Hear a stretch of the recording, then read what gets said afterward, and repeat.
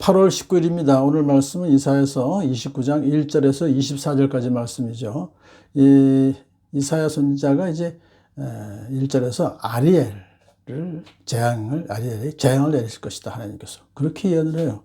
그러니까 아리엘이라고 하는 것은 하나님의 번제단을 가리키는 말로서 예루살렘 성전에 있는 그 번제단을 가르치니까 이것은 바로 유다 왕국의 예루살렘을 칠 것이다. 나의 번제단이라고 불리던 너를 칠 터이니 너는 슬퍼하고 통곡할 것이다. 그렇게 예언을 하셨어요.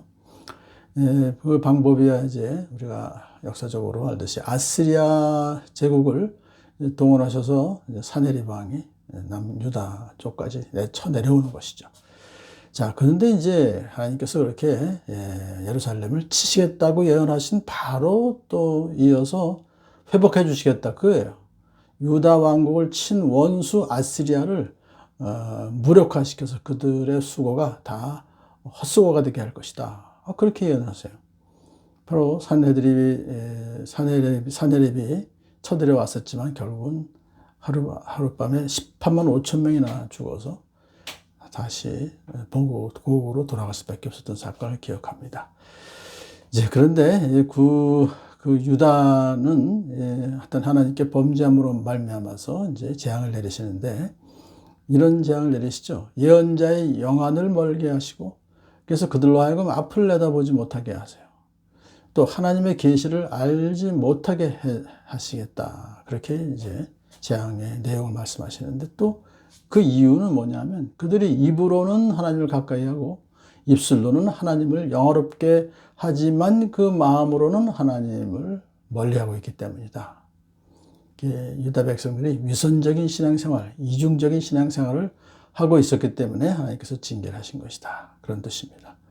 그 결과 유다 백성들의 참 지혜로운 사람들인데 그 지혜로운 사람에게서 지혜가 없어지고 총명한 사람에게서 총명이 사라질 것이다 라고 예언을 했어요. 자, 유다 백성을 징벌하시는 또 다른 이유가 있습니다. 왜냐하면 그들이 하나님 몰래 음모를 꾸미고 그것을 숨기려고 하기 때문이다, 그렇게 말해요. 그 음모라는 것은 결국 뭡니까? 하나님께서 주변의 강대국을 의지하지 말라라고 경고하셨음에도 불구하고 그 주변에 이집트와 또 블레셋이나 이런 주변 국가들과 은밀하게 반아시리아 동맹을 추진하고 있었어요. 그들은 어두운 곳에서 남몰래 음모를 꾸미고 있었다, 그렇게 말합니다. 이것은 참 연약한 인간들이, 진흙에 불과한 인간들이 토기장이신 하나님을 부정하고 그분의 지혜를 무시하는 그런 큰 죄라고 볼 수 있습니다. 하나님께서 그들에게 재앙이 닥칠 것을 이제 선포하셨는데, 그런데 이어서 또 하나님은 다시 한번 놀랍고 귀한 일로 이 백성을 놀라게 하실 것이다 라고 선포하시죠. 징계를 받은 유다 백성들에게 회복의 날이 임할 것이다 하는 뜻을 나타내고 있습니다. 그날이 오면 밀림이 밭이 되고 밭이 밀림이 되는 것 같은 그런 대역전, 대변혁이 일어날 것이다. 세 가지 측면에서 그렇습니다. 육체적인 측면에서 듣지 못하는 사람이 듣게 되고 눈먼 사람이 눈을 떠서 보게 될 것이다. 바로 예수 그리스도가 오셔서 그런 기적을 행하셨죠. 또 두 번째로 천대를 받던 가난한 사람들이 하나님 덕분에 즐거워하게 될 것이다. 아주 영적으로 굉장히 회복될 것이다. 세 번째는 사회적 변화가 올 것이다. 하나님을 비웃는 사람들, 하나님을 무시하고 포악한 짓을 하던 사람들이 사라지게 될 것이다. 그런 뜻을 말해요. 그날이 오면 죄 지을 기회를 엿보던 자들이 모두 끝장날 것이다. 하나님께서는 자신이 가진 힘을 남용해서 의인에게 누명을 씌우고 재판을 농단해서 정당한 이유 없이 의인의 권리를 박탈하던 자들을 가만두지 않으실 것이다. 그렇게 아주 엄하게 선포하십니다. 억눌림 당하던 자들을 자유케 하시고 악업받던 자들은 사회에서 배척받게 하실 그날이 오면 바로 이것은 이제 예수님께서 오실 것을 여기서 미리 이해하는 것이죠. 자, 다시는 부끄러움을 당하지 않을 것이다. 하나님의 백성들은 또 수모 때문에 얼굴이 창백해지지 않을 것이다 라고 선포합니다. 하나님 아버지께서 육체적 또 영적 사회적으로 고통당하던 것을 모두 회복시켜 주시기 때문이다. 더 나아가서 하나님 백성들은 세상 사람들의 선망의 대상이 될 것이다.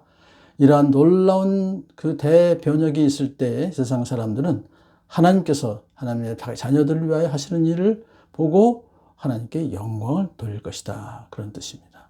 하나님의 능력에 놀란 세상 사람들은 야곱의 거룩하신 분을 거룩하게 받들며 이스라엘의 하나님을 경외하게 될 것이다. 그렇게 선포합니다.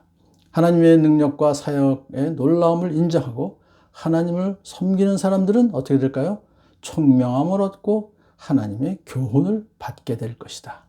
아까 앞에서 지혜로운 사람에게서 지혜가 없어지고 총명한 사람에게서 총명이 사라질 것이다 라고 하나님의 심판을 얘기했는데, 이제는 다시 잃었던 지혜와 총명을 회복하게 될 것이다. 이것이 하나님께서 저와 여러분에게 주시는 큰 놀랍고 기이한 일인 것을 믿습니다.